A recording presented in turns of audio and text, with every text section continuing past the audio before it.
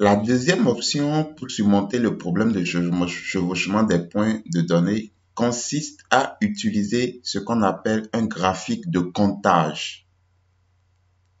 Partout, il y aura plus de points, vous allez voir qui se chevauchent, vous allez voir que la taille du cercle au niveau de ce graphique va s'agrandir. Et c'est ce que je vais vous montrer.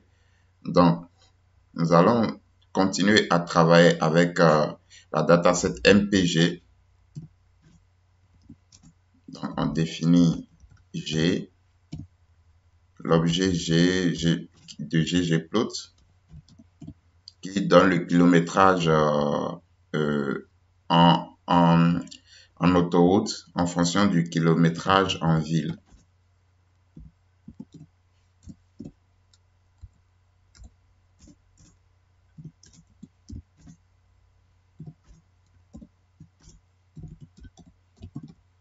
Voilà, au lieu de geom_point ou geom_jitter, ici on va utiliser geom_count. Et je peux choisir par exemple de colorer les points en rouge. Voilà, il y a plusieurs couleurs, hein. N'hésitez pas à aller chercher la documentation de ggplot pour voir les couleurs possibles.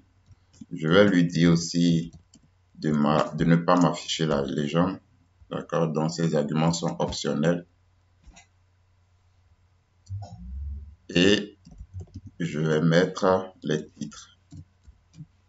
Je mets un sous-titre VS H2VY et je vais mettre un titre maintenant.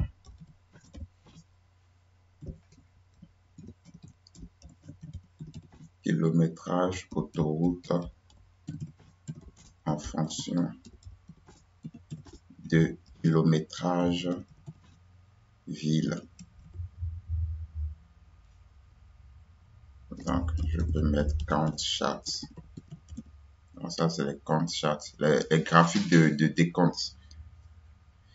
D'accord? Et on va afficher le graphique. Donc, on exécute cette cellule. Voilà. Vous voyez le graphique là, ce graphique, c'est ce qu'on appelle les graphiques de décompte ou de comptage si vous voulez. D'accord? Partout où il y a chevauchement des points, vous remarquez que la taille du cercle s'agrandit tout simplement. D'accord? Vous avez des cercles et là où il y a chevauchement des points, le cercle s'agrandit pour montrer que, attention, à ce niveau, il y a plusieurs points qui se chevauchent. D'accord? Donc, c'est comme ça, vous pouvez aussi régler le problème de chevauchement de points dans votre scatterplot. Donc, vous avez deux options. Soit vous utilisez un jitterplot, soit vous utilisez un graphique de décompte, un count chart. Donc, je vais le transformer en un objet plotly. D'accord, ggplotly tout simplement. Et j'exécute.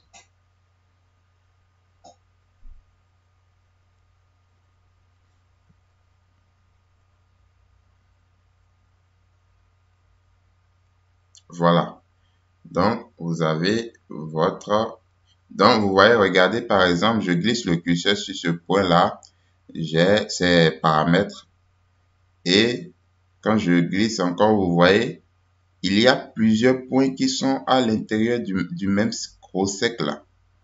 Donc, c'est pour vous dire que là, il y a des points qui se chevauchent. D'accord? Par contre, lorsque vous prenez ce point, il est seul. Donc, voilà comment, si vous voulez représenter des variables qui ont des valeurs antinaturelles, vous avez le risque d'un problème de chevauchement des points, ce qui va faire que vous n'allez pas vous rendre compte effectivement de comment les points se répartissent sur les graphiques.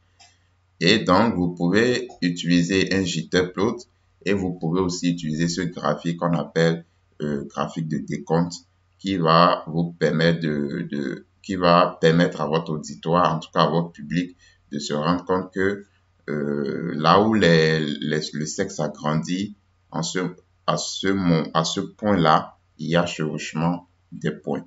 Donc, voilà les deux options que vous pouvez utiliser pour résoudre ce problème de chevauchement de points dans un scatterplot. Donc, dans la vidéo prochaine, nous allons passer au graphique à bulles, ce qu'on appelle les bubble plots.